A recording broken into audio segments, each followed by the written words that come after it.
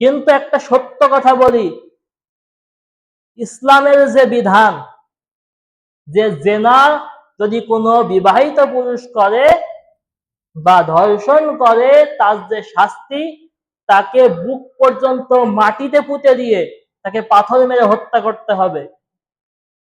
ওই বিচার যদি বাংলাদেশে একটা করা হয়, বাংলাদেশের মানুষ ধর্ষণ এই শব্দটা ভুলেই যাবে।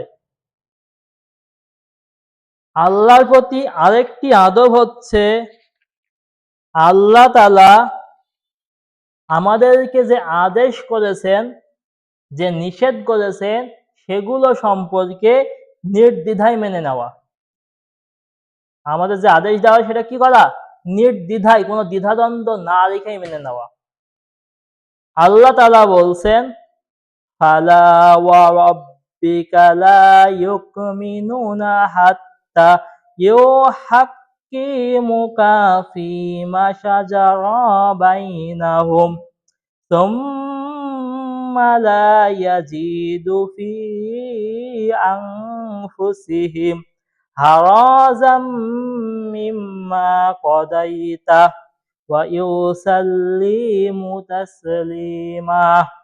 আল্লাহ বলছেন, তোমাদের রবের কসম, তোমাদের রব এই কসম করছেন যে তোমরা ততক্ষণ পর্যন্ত ঈমানদার হতেই পারবে না। তো কখন?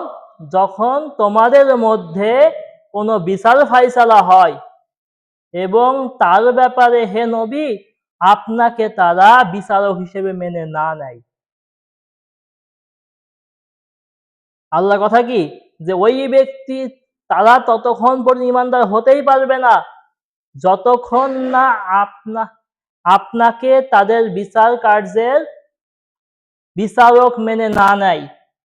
অতঃপর আপনি যে ফয়সালা করে দিবেন, সেই ফয়সালাটা তারা সন্তুষ্টি চিত্তে তারা মেনে নেবে। আল্লাহর কথা হচ্ছে যে আল্লাহ কসম করে বলছেন, হে নবী তারা ঈমানদার হবে না যতক্ষণ না তারা আপনাকে বিচারক মানবে। আর আপনি বিচার করে যে রায় দেবেন, ওই রায়কে তারা সন্তুষ্টি চিত্তে মেনে নেবে। তাহলে তারা সেটা হবে তাদের ঈমানের পরিচয়। মদিনার একটা ঘটনা, আল্লাহ রাসূল সাল্লাল্লাহু আলাইহি ওয়াসাল্লাম সামনে একটা বিচার নিয়ে আসা হলো। একজন অমুসলিম আর একজন মুসলিম।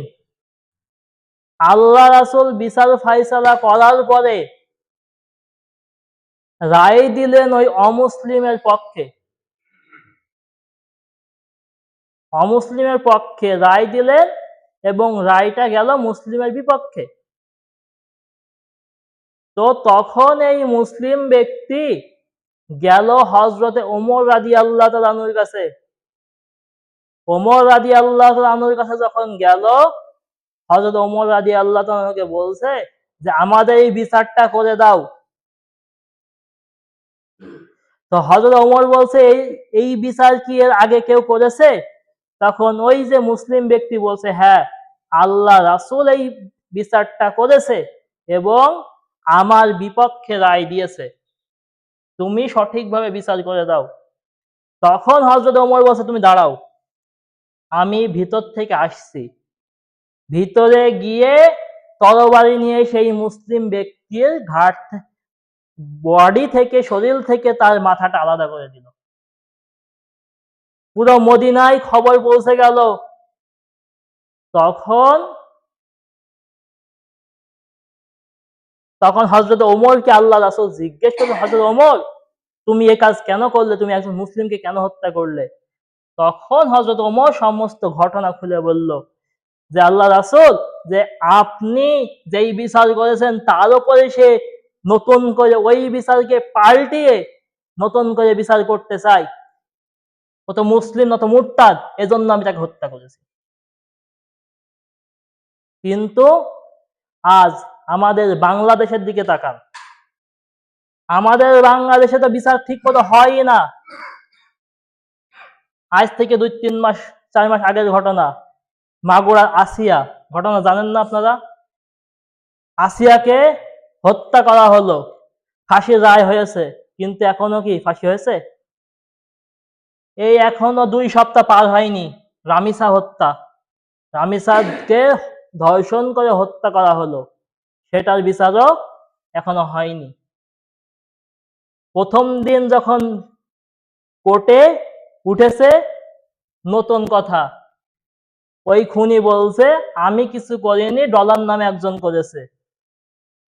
আবার দেখবেন সামনে যখন আবার কোর্ট বসবে তখন দেখবেন নতুন ঘটনা।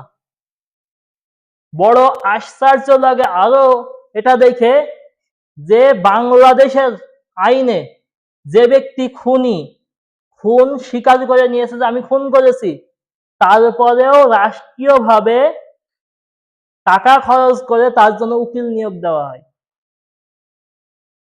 উকিল নিয়োগ দেওয়া হয়, সে সেখানে বিচার কার্য অপরাধীর পক্ষে সে কথা বলে। শুধু তাই নাকি, যখন জনগণ বারবার প্রতিবাদ করছে আর বলছে যে শরীয়ত মানে ইসলাম যে বিধান দিয়েছে, শাস্তির বিধান, ওই অনুযায়ী বিচার করতে হবে, তখন আমাদের দেশের এক শ্রেণীর মন্ত্রী তারা হাসতে হাসতে বলে কি আমরা কি এখন মধ্যযুগে আছি, এটা মধ্যযুগীয় আইন, আমরা যেহেতু মধ্যযুগে নেই, এটা এখনো তদন্ত হবে, তারপরে বিচার হবে। যে ব্যক্তি আল্লাহর দেওয়া আইনকে মধ্যযুগী আইন বলতে পারে, ওই ব্যক্তি কি মুসলমান আছে? সে নামাজ পড়তে পারে, সে হজ করতে পারে, সে যাকাত দিতে পারে, সে ব্যক্তি মুসলমান নেই। কিন্তু একটা সত্য কথা বলি, ইসলামের যে বিধান, যে জেনা যদি কোনো বিবাহিত পুরুষ করে বা ধর্ষণ করে, তার যে শাস্তি, তাকে বুক পর্যন্ত মাটিতে পুঁতে দিয়ে তাকে পাথর মেরে হত্যা করতে হবে। ওই বিচার যদি বাংলাদেশে একটা করা হয়, বাংলাদেশের মানুষ ধর্ষণ এই শব্দটা ভুলেই যাবে। মানে একজনকে যদি শাস্তি দেওয়া হয়, তাদের দেখা দেখি বাংলাদেশের মানুষ এই ধর্ষণ শব্দটাই ভুলে যাবে। কিন্তু আমাদের রাষ্ট্র এমন ভাবে চলছে যে মনে হচ্ছে যে আল্লাহর বিধান তাদের কাছে কিছুই না। আবার ভোটের আগে তারাই বড় বড় কথা বলেছে যে আমরা মদিনার ইসলাম চাই। মদিনার ইসলামে কি ধর্ষণ ছিল? ধর্ষণ থাকলেও শাস্তি ছিল, কিন্তু আমরা শাস্তি দিতে পারছি না। আবার আমরা এসি ঘরে বসে বড় বড় কথা বলছি। আল্লাহর বিধান যদি মেনে নিতে কষ্ট হয়, সে আর মুসলমান থাকে না। আল্লাহ সে কথাই বলছেন, তোমার রবের কসম তারা ইমানদার হতে পারবে না যতক্ষণ না তাদের যে বিচারের ক্ষেত্রে আপনাকে না মানে। এখন বিচারের ক্ষেত্রে আল্লাহ রাসূলকে কিভাবে মানবো? আল্লাহ রাসূল বিদায় হজের ভাষণে বলছেন, তারাক্তু ফিকুম আমরাইন, আমি তোমাদের জন্য 2টি জিনিস রেখে যাচ্ছি, মাং তাদিল্লু মাং তামাসসাকতু বিহি কিতাবাল্লাহ ওয়া সুন্নাতুন নবী, যে আমি তোমাদের জন্য 2টি জিনিস রেখে যাচ্ছি, আঁকড়ে ধরো, কোনোদিন পথভ্রষ্ট হবে না। একটা হচ্ছে আল্লাহর কিতাব, আর একটা হচ্ছে আমার সুন্নাত। আল্লাহর কিতাব আর রাসূলের সুন্নতের মধ্যে কি রাষ্ট্র গঠনের বিচার ফয়সালা নেই? সেটাই মানতে হবে। সেটা যদি না মানে, কেউ যদি অস্বীকার করে, ওই ব্যক্তি কাফের হয়ে যাবে। তো আমরা আমাদের কথা হয়তো রাষ্ট্রের যারা দায়িত্বশীল তাদের পর্যন্ত পৌঁছাবে না, যদি কোনোভাবে মিডিয়ার মাধ্যমে পৌঁছে যায়, আমাদের একটা দাবি হচ্ছে একটা বিচার করেন আল্লাহর আইন দিয়ে, দেখবেন বাংলাদেশ থেকে অপরাধ কমে যাবে। আল্লাহ সুবহানাহু ওয়া তাআলা আমাদেরকে বোঝার তৌফিক দান করুক।